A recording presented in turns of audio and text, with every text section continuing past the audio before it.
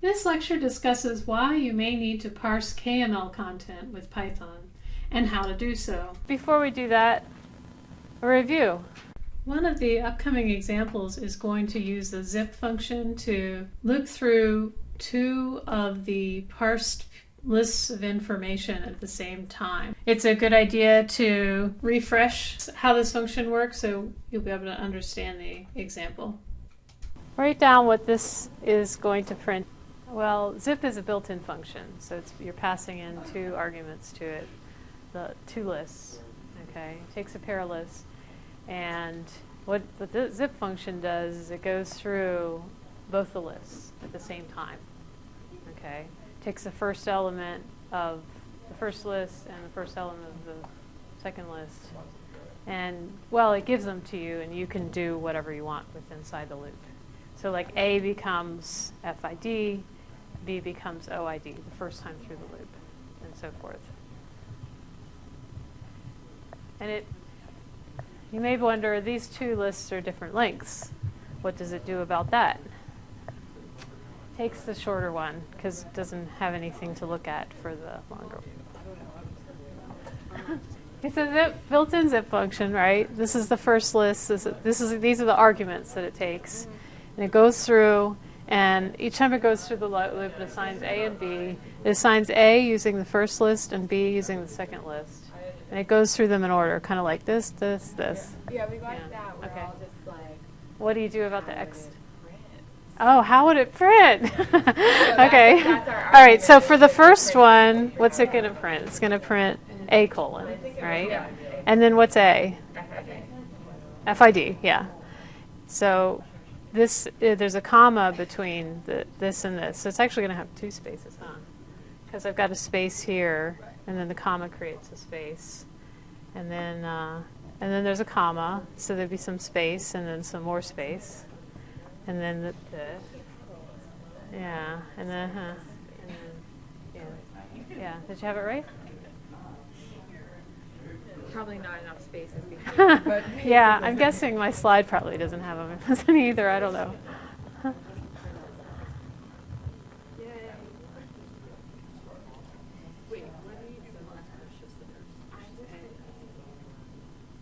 Something like this. What? What? What's with the print? Because zip is a function. No, not these parentheses. Oh, the quotation marks. What about them? Oh, okay, so there's spacing here. Okay, so there's a space after A, and then you have a variable, and then you have a comma, and then this is a string. From here to here is a string. So that's putting the extra space before the B. Right? So that there's a gap between these two, so it doesn't like all run together. XML stands for Extensible Markup Language. Used in a lot of things. You may see data that's in extensible markup language where it's kind of like free-for-all make-up tags so that you can define a structure for your data, and then people write code that uses it. You can write a letter.xml using designation that it's an XML, and then saying that it's a node, end node, and who it's to, who it's from, heading. Tags they're meant to be self-descriptive. They're not predefined. You can use tags whatever you want, but there are certainly realms within which you'll have conventions that those are the tags that are handled by people, what code people have written.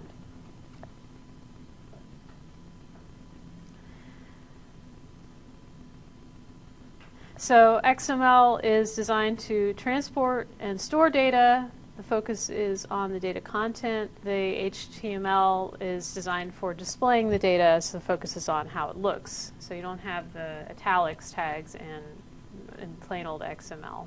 Who's ever looked at the XML that comes with their GIS data? Like shapefiles have XML with them. Yeah, kind of ugly, right? That has some information in it that needs to be stored with the shapefile. And it has this tree structure where it's nested, right? So the root is the outside tags, and then child tags are inside of there, and subchild tags are inside of there. If you know that, you can make code that parses it. KML is an XML-based markup language for annotating and overlaying visualizations on maps, such as Google Earth. GPS-generated KML file, this stuff that I have, GP-generated KML file information about driving to sports event, and this is from Dr. Cantor's PRTM department. He's trying to look at that. How much are they driving? How fast are they driving? What are the distances? What is their max speed? What is their average speed? Presumably you could figure out some carbon footprint information from that. The thing is, when you look at it in Google Earth, it looks all great, fine, and dandy. So you could say, okay, Route 18, they drove for 20 minutes and it was 7 miles. Human readable, easy. GIS readable, not so easy. So here's Route 18 down in the KML, and here's the description. And the problem is that the thing that you're reading in this tag is all in one blob inside of the description tag. So if you were to get imported into a GIS, it's going to take that all as one. Like this information that's in here will all be one column. It'll say 27.3 miles, 46. It won't be separate fields like you would want it in order to actually do computations on it. Find the total time that all of the drivers spent going to these sports events. Let's back up and take a little bit of a simpler example for KML so you can understand what that code looks like. The KML has an XML header similar to the header that we have in the HTML header that we always have. Just kind of take it for granted that's what it is.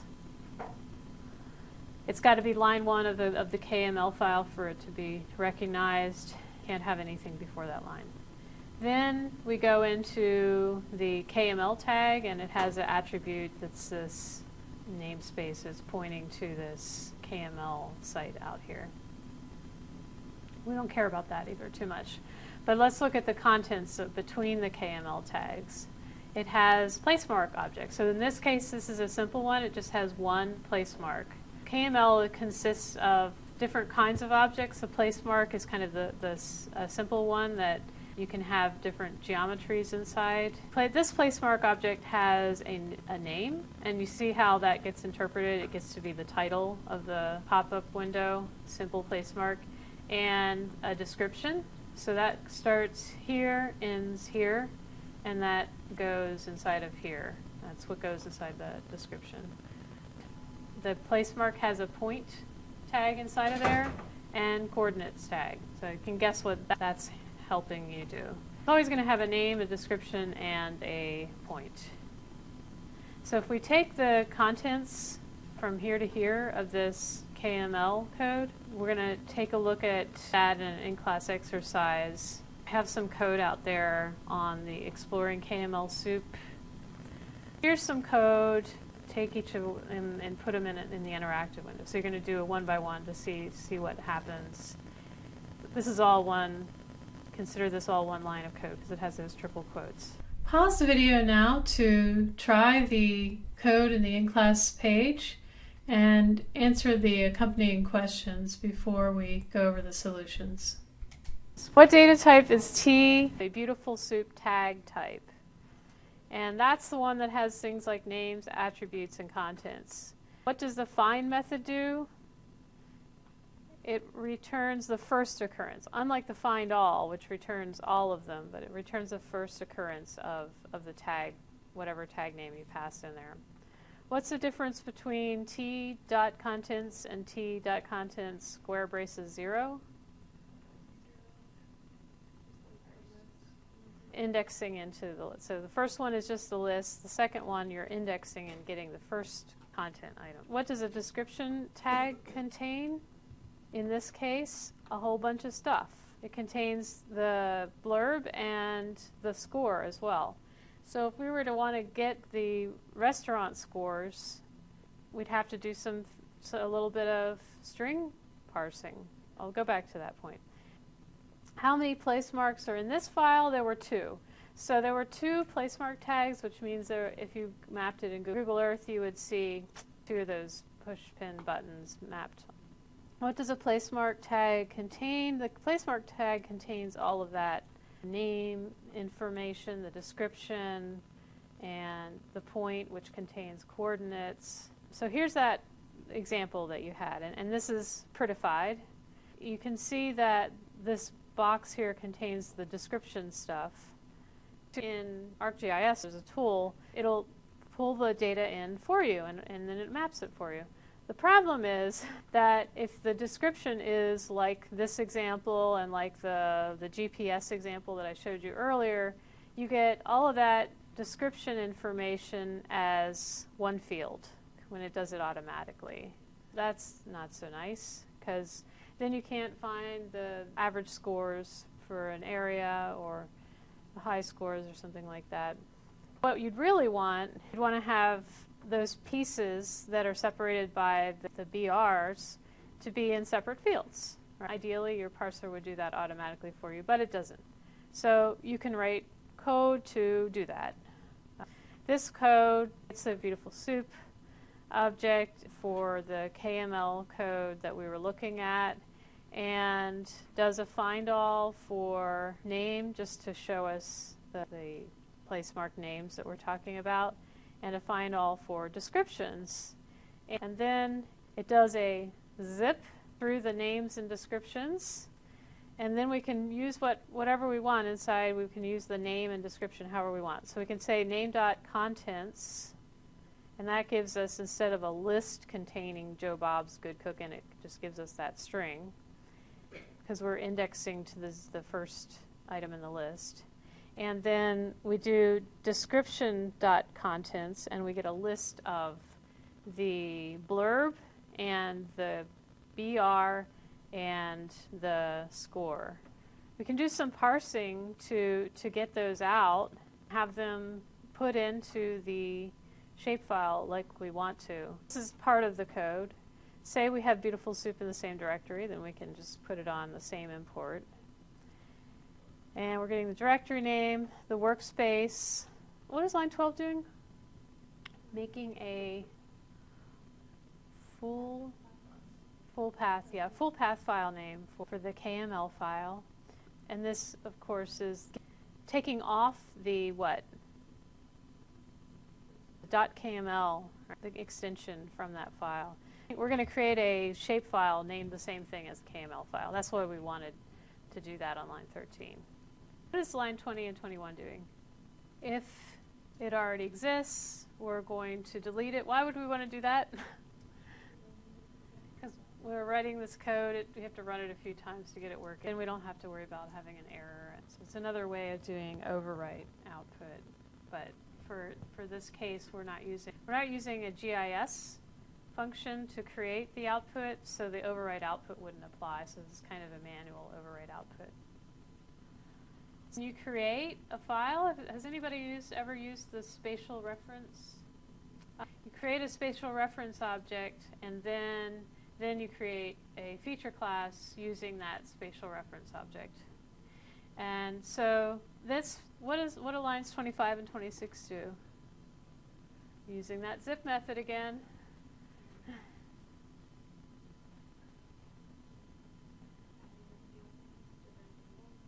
We're actually adding all of those fields, and the zip is helping you because you can then say you have this list of field names and you have the list of field types that you want, and then you can zip them together and call add field inside of there. So it'll say name is a text, blurb is a text, score is a float. That's what it's doing for you. So it's putting those values in there.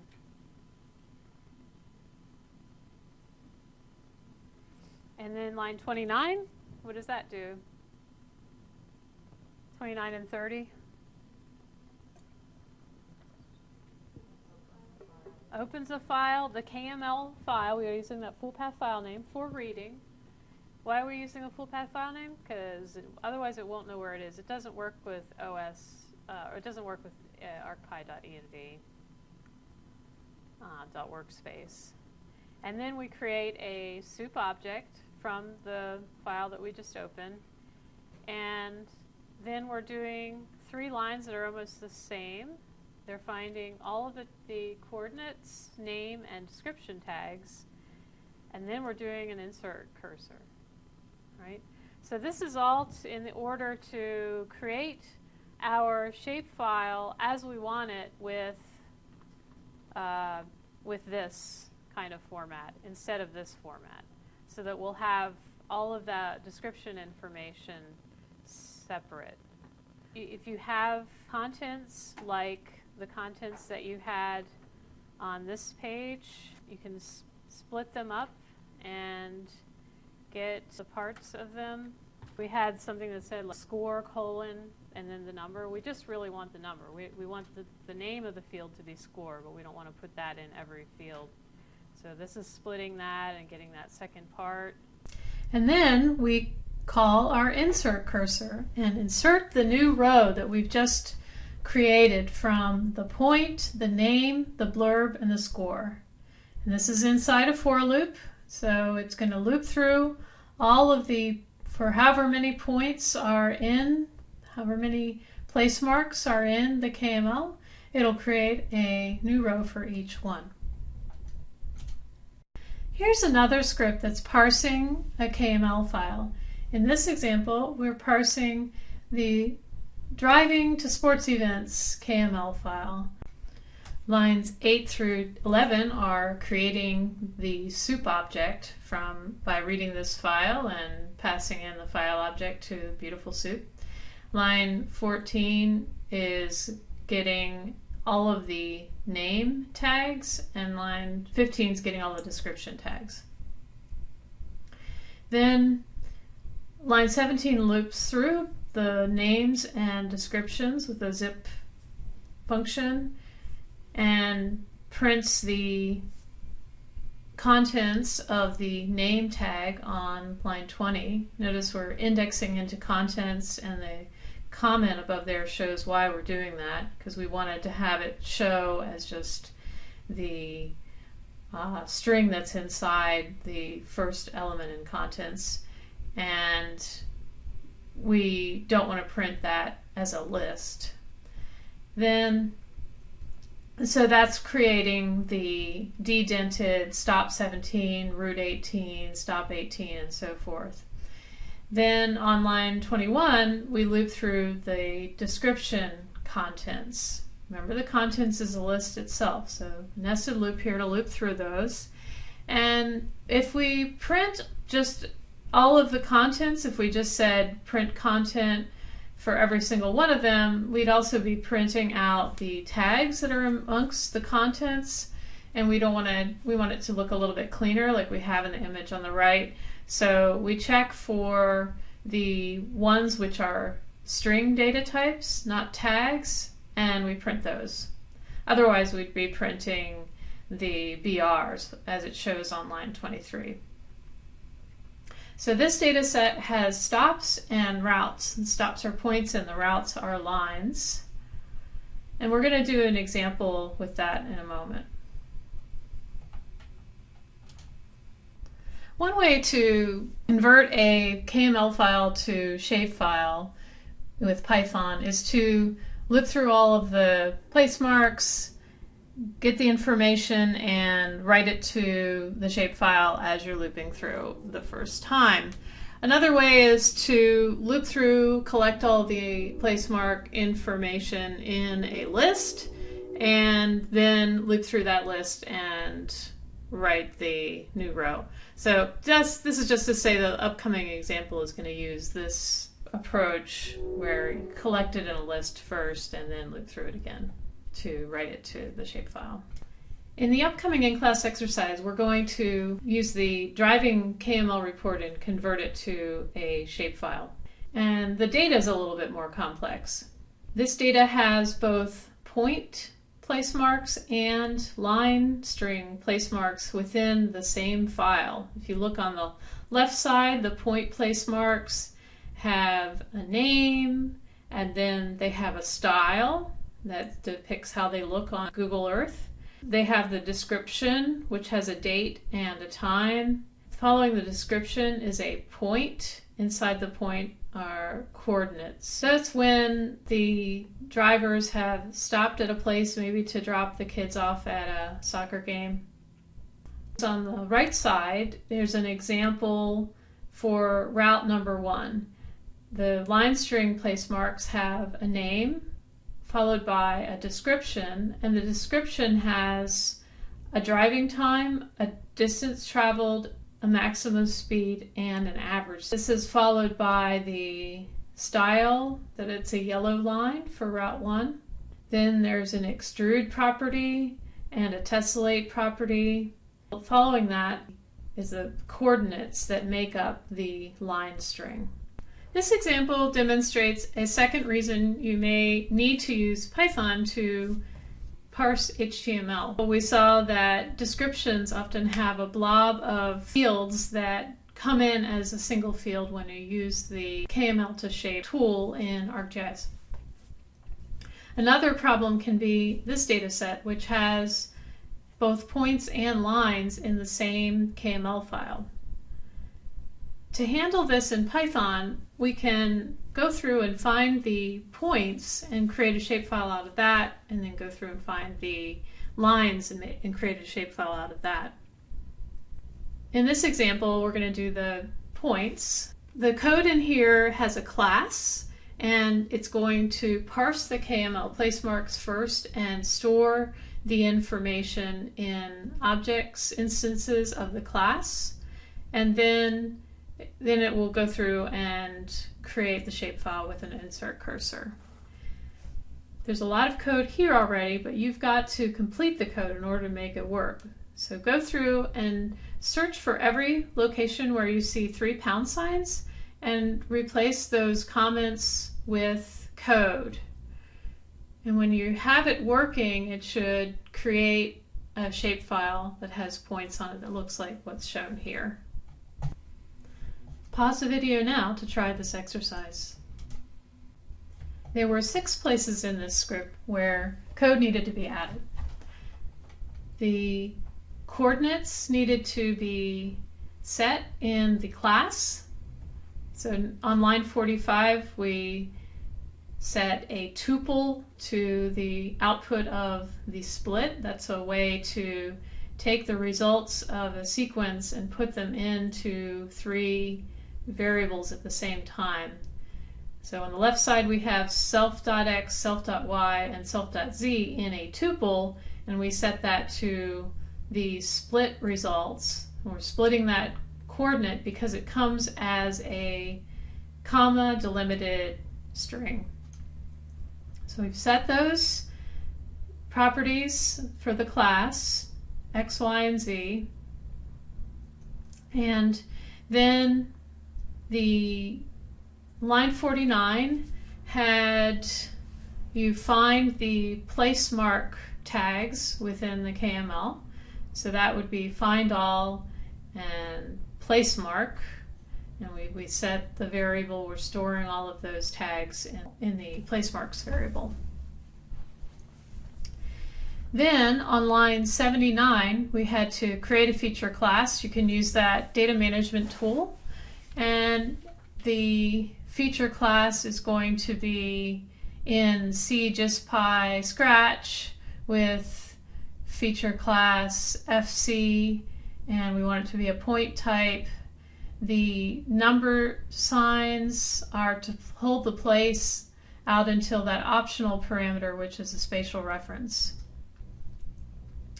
On line 83, we look through the field names and add a field for each one of them. We want them all to be text type fields so that we can just use text hard-coded in line 84. Then on line 89, we're creating an insert cursor with the feature class that we've created and the list of field names that we hard-coded on line 82. Finally, on line 95, we take that set of values we're collecting. We're creating the point on line 98, that point object, so we can pass that in. And then we have the current point's name, date, and time properties. We're using by looping through that list of objects that we've created. So on our point list on line 95 creates that loop. And then on line 100, we insert the new row we've created. And if you've got all this code in place, it should work correctly. In this video, we reviewed the zip built-in function and used it, and reviewed consuming soup, and we used that in a different way. We looked under the hood at XML and specifically KML files to learn a little bit more about what the text inside those files look like so we could parse it with our Python. We looked at two examples where the KML to shapefile tool in ArcGIS does not import the data in the way that we want. The first was because the description for the bubble that you see in Google Earth had multiple pieces of information in there, and we wanted to get those as separate fields. The second was a KML file that had both point and line files in it. So we wanted to just create a point shapefile from the stops. This was our GPS data where there were stops and then drives. And we wanted to create the points from the stops. So Python enabled us to do that. So you see that with custom scripts you can manipulate your KML in ways that may be necessary depending on the data that you collect. It can help you to create usable data sets within different domains than Google Earth.